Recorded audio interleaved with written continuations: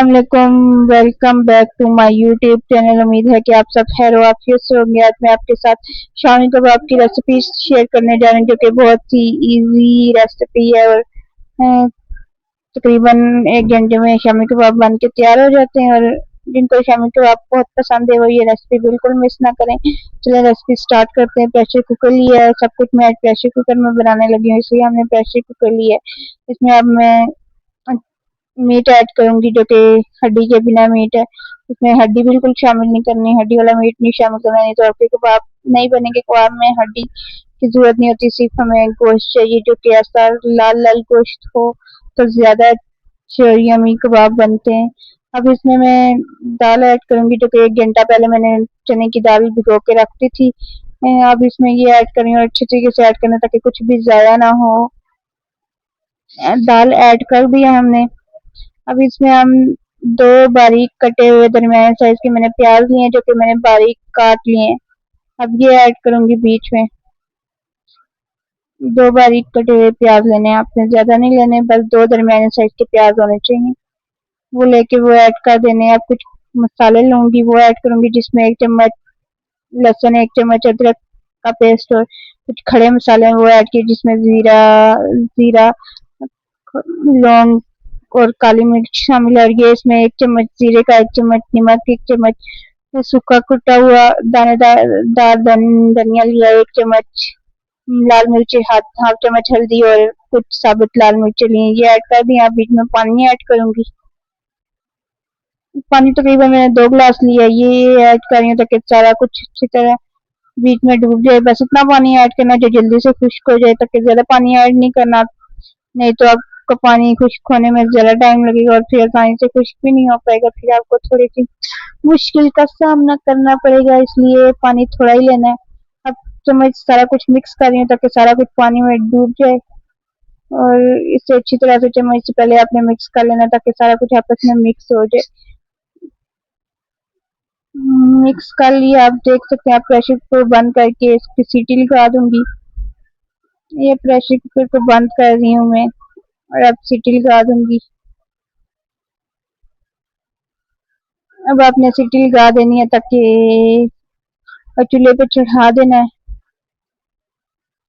सीटी लगा दी, अब चूल्हे पे चढ़ा देना है ताकि जो है सारा जल्दी से गल जाए। मैंने चूल्हे पे रख दिया तकरीबन 20 मिनट के लिए। 20 मिनट के लिए हम इसे इसी तरह छोड़ देंगे ताकि मसाला अच्छे से गल जाए। इसकी सीटी बजना शुरू हो गई है। अब इसे हम 20 मिनट तक इसकी सीटी को बजने देंगे और ताकि प्रेशर कुकर में जो है अच्छे से बन जाए। तकरीबन 20 मिनट हो चुके हैं हमारे प्रेशर कुकर की सीटी को बजते हुए। हम उतार के चेक कर लेते हैं गल चुका है या नहीं गला। ये आप देख सकते हैं सारा कुछ अच्छे तरीके से गल चुका है, पानी भी बीच में नहीं है, पानी भी खुश्क हो चुका है। अगर आप 2 गिलास पानी डालेंगे तो 20 मिनट में आसानी से वो पानी खुश्क हो जाएगा, कुछ भी नहीं साफ लगेगा। सारा कुछ गल चुका है। अब हम इसे किसी भी ग्राइंडर में डाल के आप ग्राइंड कर सकते हैं, या इसे पहले ठंडा कर लें फिर ग्राइंडर में डाल लें। तो पहले मैंने ठंडा कर लिया है, तो फिर आप ग्राइंडर में डाल के ग्राइंड कर लूंगी। सारा मसाला के ठंडे होने के बाद ऐसा लग रहा है कि पानी तो बिल्कुल है ही नहीं, पानी तो खुश्क हो चुका है बिल्कुल। इसी तरह पानी खुश्क हो लेने दें। ये मैंने ग्राइंडर लिया जो कि मैंने दराज JPK से ऑर्डर किया था। बहुत ही अच्छा ग्राइंडर है जो कि सेकंड्स में आपकी चीज को ग्राइंड कर देता है और अच्छे से ग्राइंड करता है। आज मैं आपको इसमें ग्राइंड करके भी दिखाऊंगी। इसके 4 ब्लेड्स हैं। सारा मसाला हम इसमें ऐड करेंगे।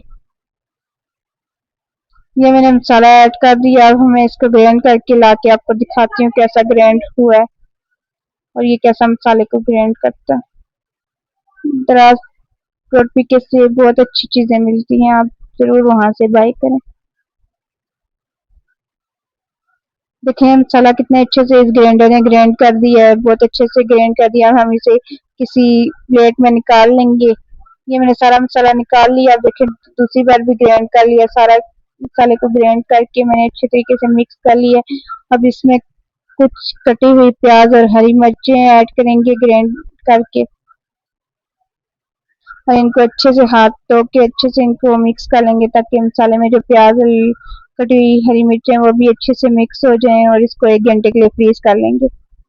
फ्रीज करने के बाद मैंने कबाब बना लिए थे और उन्हें फ्रीज कर लिया था तकरीबन ओवरनाइट के लिए। फ्रीज करने के बाद मेरे कबाब सुबह तैयार थे। आप देख सकते हैं ओवरनाइट के बाद सारे कबाब फ्रीज हो चुके हैं। अब इनको फ्राई कर लेते हैं। फ्राई करने के लिए घी मैंने तवे पे डाल के गरम कर लिया। देखें हमारा तवे पे घी बहुत अच्छे से गरम हो चुका है। और ये मैंने 2 अंडे लिए हैं, इनको मैंने फेंट लिया। अब इसमें हम अपने कबाब को डिप करके फिर फ्राई कर लेंगे तवे पे डाल के। इसी तरह सारे कबाब एक एक करके डालेंगे और इनको फ्राई कर लेंगे।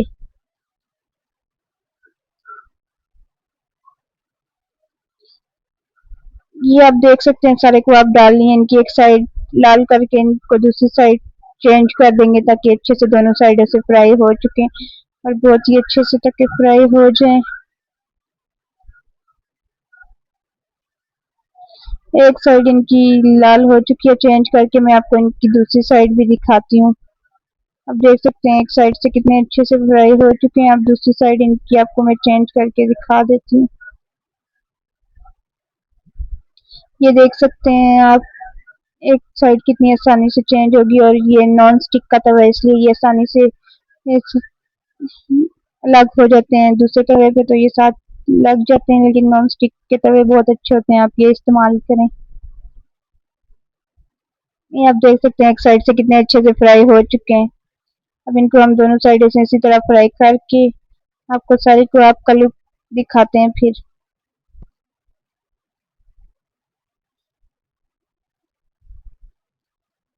जाते जाते आप मेरी वीडियो को लाइक सब्सक्राइब कर दें। अगर आप मेरे चैनल पर न्यू हैं तो मेरे चैनल को जरूर सब्सक्राइब करें। आप मेरे को आपका फाइनल लुक देख सकते हैं कितने डिलीशियस कितने यम्मी लग रहे हैं। और साथ हमने इसके पुदीने और हरी मिर्च की ये चटनी बनाई है जो कि बहुत ही टेस्टी और डिलीशियस है। आप देख सकते हैं चटनी के साथ ये कबाब आप खाएं तो बहुत ही यम्मी लगते हैं।